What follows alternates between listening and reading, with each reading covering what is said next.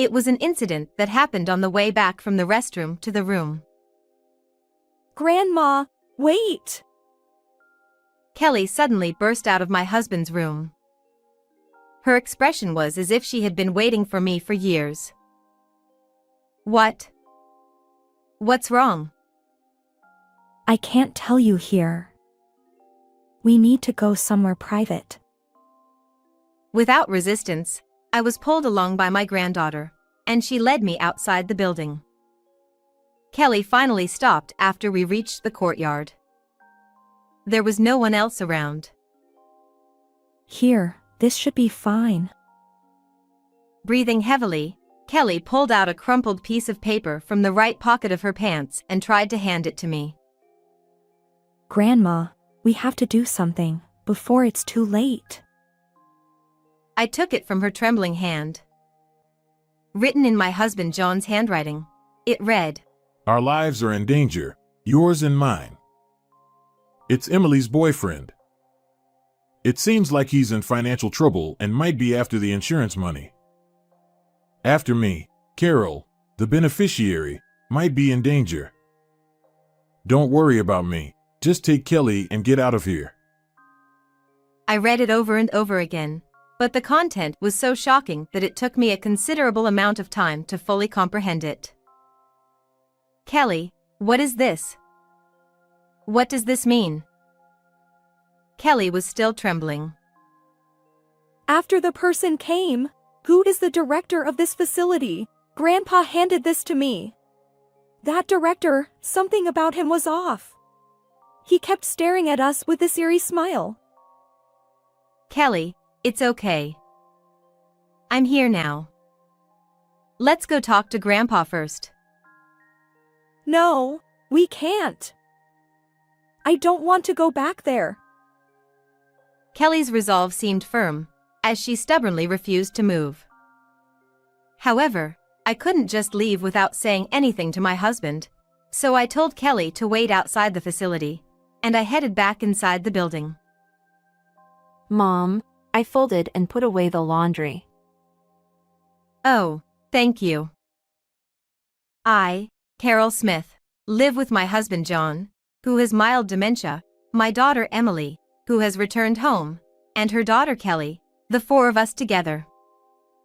However, my husband has already moved into a nursing home to avoid burdening us, so now it's just the three of us. John's dementia is still in its early stages, with only mild symptoms, yet he chose to leave on his own accord. I understand that he did it out of consideration for the family, but thinking about the mental exhaustion he must be going through weighs heavily on my heart. All I can do now is hope that the progression of his illness will be slow.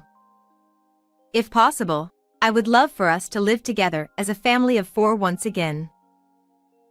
As for my daughter Emily, although she returned home after her marriage ended, it doesn't seem to have been a particularly contentious split, and she parted ways relatively amicably. I might be biased, but thanks to her good upbringing, she has been managing our household quite well, even while balancing a part-time job. Thanks to Emily, her daughter Kelly, my granddaughter, has grown up to be a kind and resilient young girl. Watching my granddaughter grow up right before my eyes is the greatest joy of my life. Well, I'm going to visit Dad now. Please take care of things while I'm gone. Okay, send my regards to him. I can't visit my husband as often as Emily does. The reason lies in my chronic illness. Over the past few years, it has worsened slightly, making it increasingly difficult for me to move around as I wish. In my stead, my daughter Emily visits him almost every day. While I worry about the burden this might place on her, a part of me feels reassured knowing that I can rely on her. If someone as old and frail as I am were to go out every day, it would undoubtedly cause concern for everyone around me. In this regard, having my younger daughter or granddaughter visit him alleviates that worry. My husband would probably be happier to see his daughter and granddaughter than to see the face of the wife he's looked at for decades. However, there's one thing that has been bothering me. Since childhood, Emily has had a hard time with her strict father. Yet now, she eagerly goes to visit him. That was the case just now, too. I've tried to convince myself that I'm just overthinking it, but I can't shake the feeling. "Hey, Emily." I called out to her as she finished getting ready at the entrance. What is it? "Well, I was just thinking how much you've changed. You used to complain so much about how you couldn't stand your father. Now you seem to enjoy going to see him." Oh, that. I'm not a child anymore, and after what happened to Dad, he's not scary at all. Besides, something good happened recently. "Something good?" Yes, I got a boyfriend. Her words were so sweet that it nearly made my teeth, crowns, and dentures all come loose. But it's certainly not a bad thing. "I see. Just be careful this time." I know. With that, Emily headed out the door. One afternoon. The gentle flow of a solitary, elegant time bathed in the setting sun. Savoring my favorite herbal tea and nibbling on my favorite tea snacks, I enjoy a peaceful page from my daily life. Emily had left for her part-time job before noon, and my granddaughter Kelly had gone to school in the morning.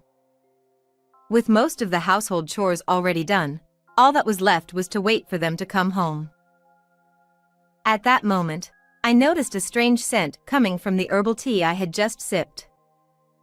It was a smoky, toasted aroma, something that clearly didn't belong in the steam rising from the tea. As I looked around the room, I realized that this was not the only unusual thing. Smoke was visibly drifting in from the dining room. Startled, I stood up, but the moment I did, my consciousness suddenly slipped away. Can you hear me? Grandma. I felt as though someone was calling me near my ear, but I couldn't open my eyes, and my mind remained foggy, unable to grasp what was happening. I couldn't respond to the voice and soon drifted back into unconsciousness. Suddenly, my consciousness became clear. The surrounding noises became distinct. I could hear someone talking, the electronic hum of machines, and the high-pitched clanging of what sounded like metal instruments colliding. After a while, I finally managed to open my eyes, and the first thing I saw was Kelly's face. Grandma. Oh, thank goodness, you're awake. I'll go get the doctor right away. Although my vision wasn't entirely clear, I noticed that her eyes seemed swollen and red. Her voice also sounded somewhat nasally, as if she had been crying. I must have caused her a lot of worry. When I turned my head sharply to the side, I saw another person sitting there, its face also red with emotion. Mom, are you okay? "I'm okay, but what happened?" My memory was cut off on that elegant afternoon. When I looked out the window, the sun had already set. Considering how dark it was at this time of year, I must have been asleep for quite a while, but my memory was hazy, and I couldn't recall anything. Mom, you collapsed at home. Kelly found you when she came back from school and called an ambulance to bring you here. I'm so sorry. It's my fault. So, this is a hospital, it seems. Looking around more carefully now, it became obvious. The various sounds I had heard earlier now made sense. The cold electronic beeps were coming from right above my head. But what did she mean by "it's my fault"? "Emily, calm down. I'm okay for now." "But what do you mean by my fault? You weren't even home today. You were at your part-time job, right?" It's because I wasn't there. I think I left the fish grilling and forgot about it. I can't believe I did something like that. I'm really sorry. As the fog in my memory began to clear, it all started to come back to me. That's right, I smelled something burning besides the herbal tea. It must have been the fish in the oven burning. I must have passed out from carbon monoxide poisoning. Still, forgetting about the fish grilling is not like the usually meticulous Emily. She's not one to make such trivial, yet life-threatening, mistakes. If Kelly hadn't found me in time, who knows what might have happened if I had remained unconscious for that long. It sends chills down my spine just thinking about it. Honestly, I want to say a lot of things, but I'm not in the mood right now. Just make sure to thank Kelly. And of course, I have to thank her too. As we were talking, Kelly returned, bringing the doctor and a nurse with her. Her eyes were indeed red and swollen. It seemed there were no lasting physical issues, and I finally felt a sense of relief. At my age, even a small problem can easily turn into something serious. I'm just grateful to Kelly right now. Kelly, thank you. If you hadn't saved me, I might not have made it. I'm just glad you're okay. I was really worried. Mom, please be more careful so something like this doesn't happen again. I'm really sorry. At that moment, a thought suddenly crossed my mind. Could my daughter have early onset Alzheimer's? Just like my husband, it's not impossible that it could be hereditary. While I desperately hope it's just my imagination, I can't help but feel that this explanation makes too much sense, and I was overwhelmed with a deep sense of self-loathing. A few days later, my body, which had collapsed from carbon monoxide poisoning, made a smooth recovery with no significant issues. Even my chronic illness had somewhat stabilized, so I decided to visit my husband for the first time in a while. It's been a long time since we went out together, Grandma. Yes, it has. It was a holiday, and with Emily out for her part-time job, Kelly and I took the bus and strolled leisurely to the nursing home. Hello, dear. How are you feeling? Do you still remember me? Don't be silly. Of course, I remember you. I was relieved. He could still take a joke. The nursing home, as always, was remarkably clean, so much so that it felt like a grand mansion or estate. The view from the window was excellent.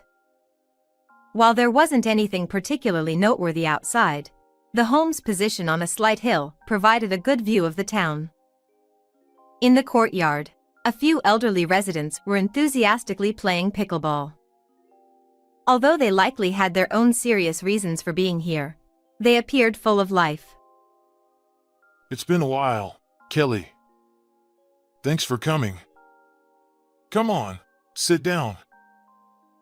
In a tastefully decorated room, not too extravagant, the three of us, an elderly couple and their granddaughter, chatted happily.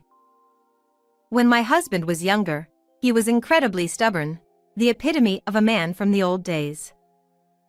But perhaps being diagnosed with dementia had taken a toll on him, as his once stubborn nature had greatly softened.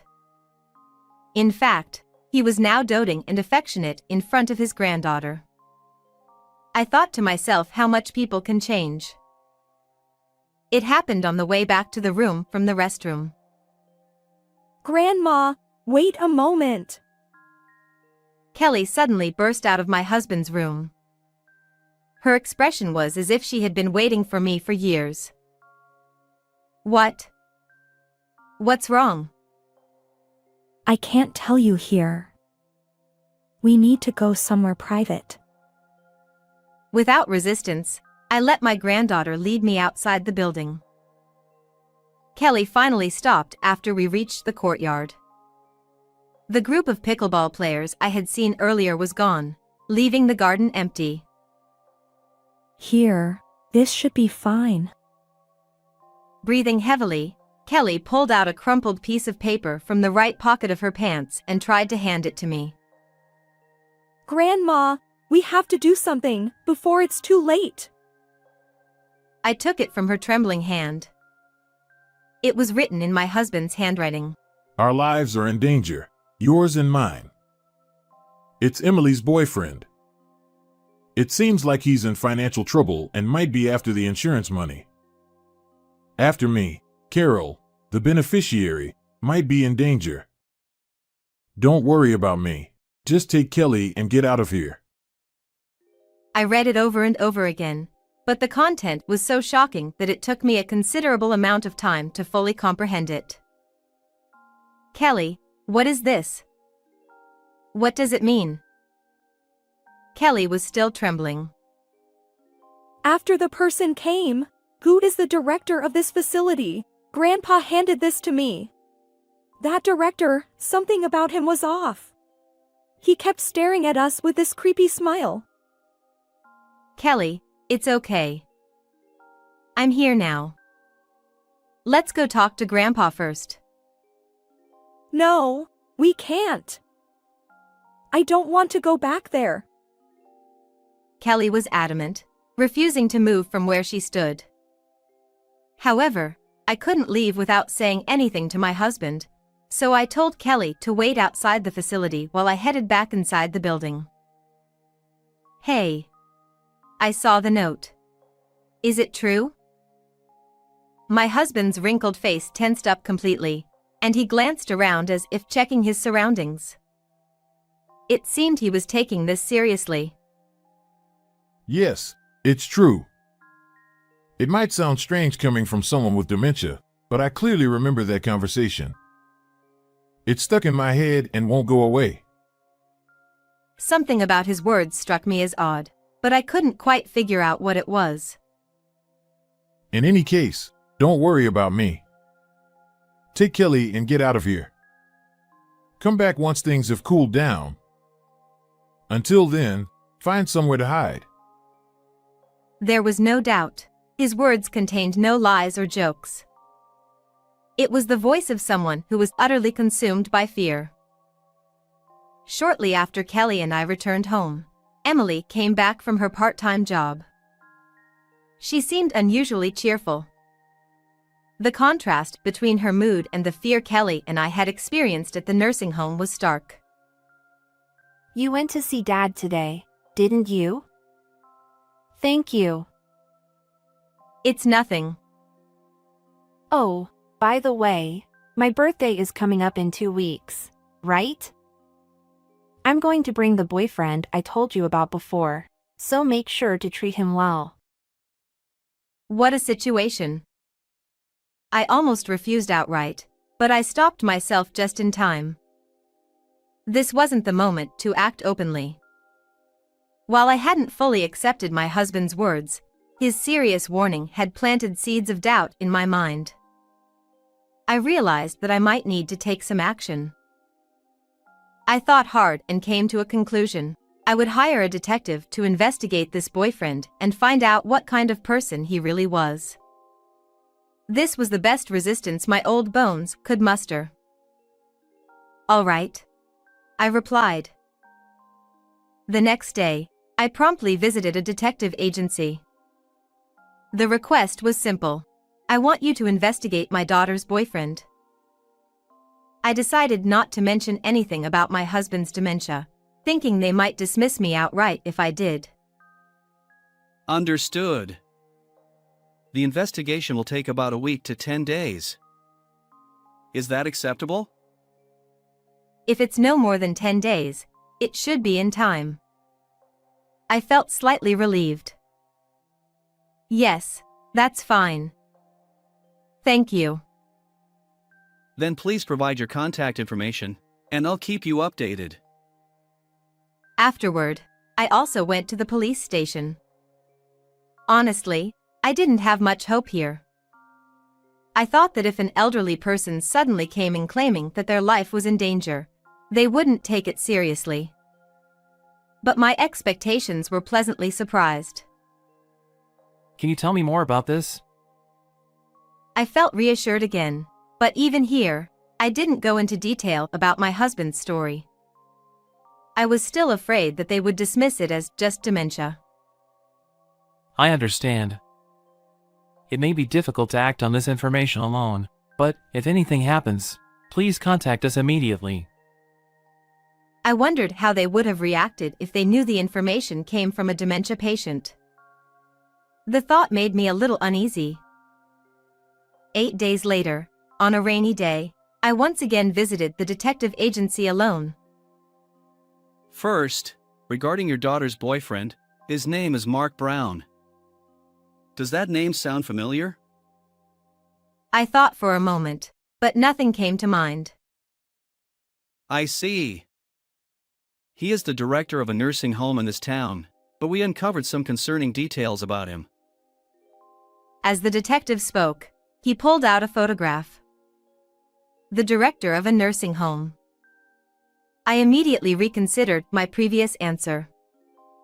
I felt the dots connecting into a single line, a sensation that would normally be satisfying. But now it was unbearably unsettling. There are suspicions that he has been misappropriating funds from the facility for personal use. As if to further deepen the blow, this bad news came to light. My suspicions turned into certainty in that very moment.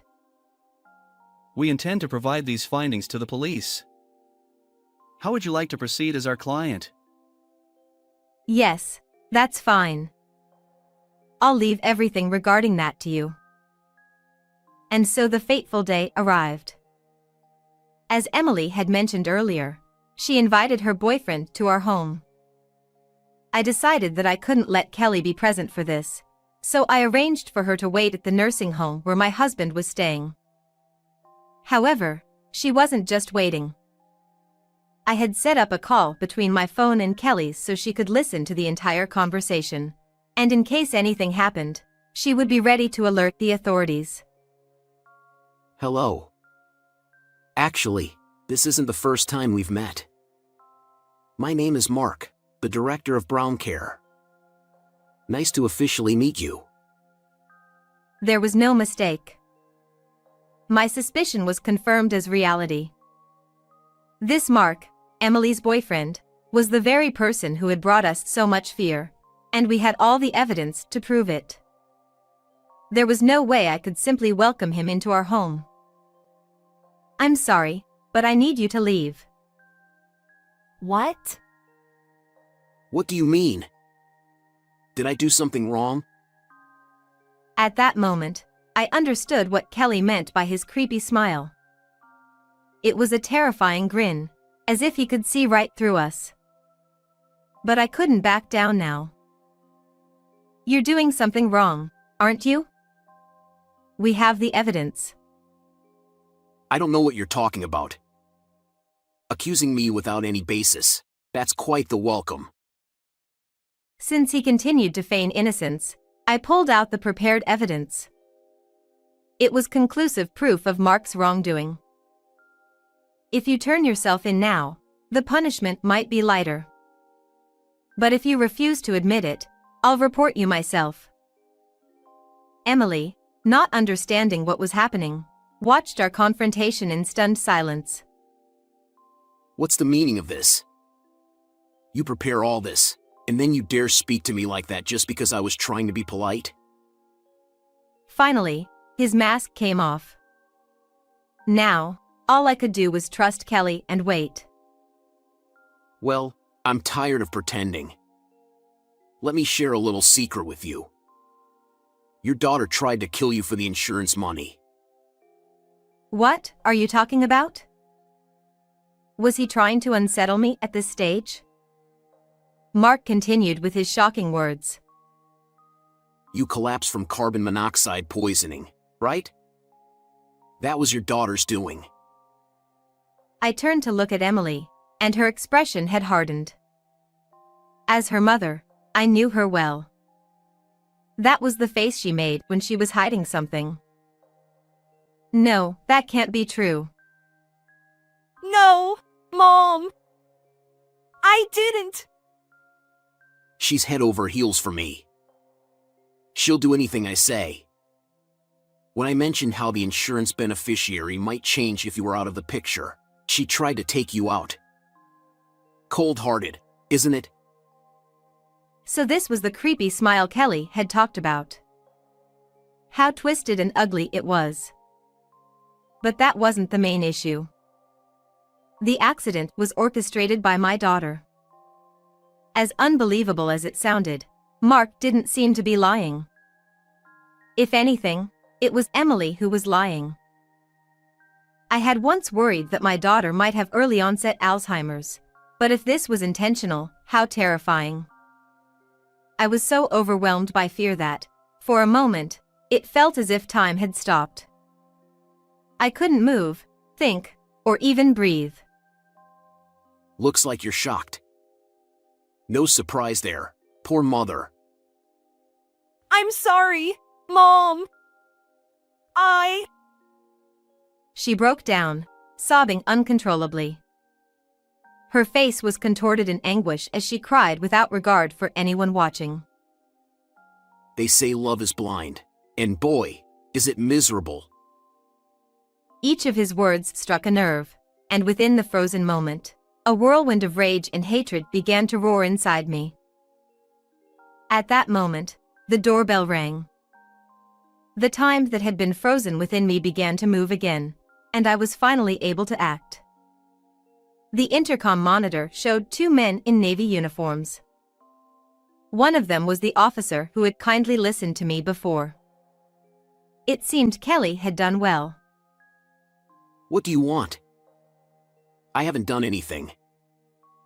We received a report that a person suspected of embezzlement had entered this home and was making threats. You are Mark Brown, correct? We need you to come with us to the station to answer some questions. I refuse. This is a voluntary accompaniment, isn't it? If you're taking someone, take her. She's the one who tried to kill her own mother, a would-be murderer. Is that so? Even if that's true, how do you know about it? Foolishly, Mark had dug his own grave.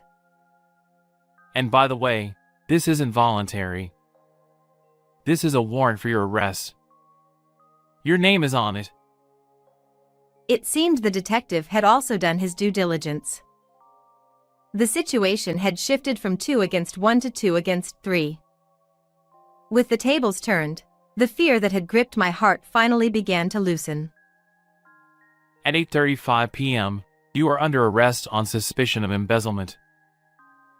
Even so, my heart wouldn't stop pounding. The fear of what had just occurred made my heart beat heavily, as if to emphasize the gravity of the situation. Also, we need to ask you about this attempted murder, so you'll need to come with us as well. Emily was still crouched on the floor, crying. She could no longer bear the weight of her guilt. It's no wonder, given that she had tried to harm her own parent. But what was Emily thinking when she decided to go through with this plan? Did she believe that if the attempt failed, she wouldn't be held accountable?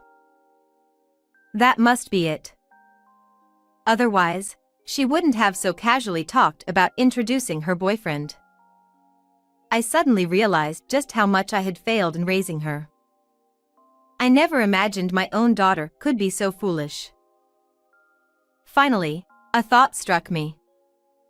Emily's first words when I was taken to the hospital. I see. That I'm sorry back then, that's what it meant. How are you finding the new place? Oh, it's not bad. If anything, I'm just worried we're putting a bit of strain on you all. It's not much different. A 15-minute drive has just turned into a 30-minute drive, that's all.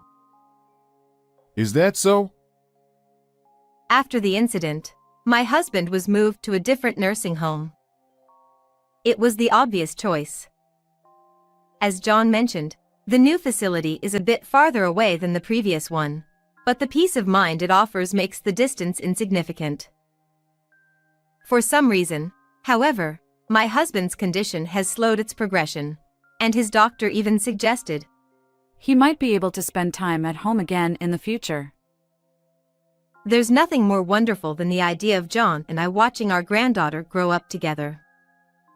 However, I didn't want to cause unnecessary worry, so I haven't told John about what happened with Emily.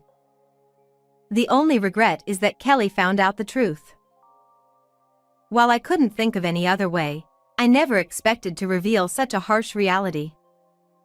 Yet, Kelly responded bravely, saying, It's okay, Grandma. You're still alive, after all.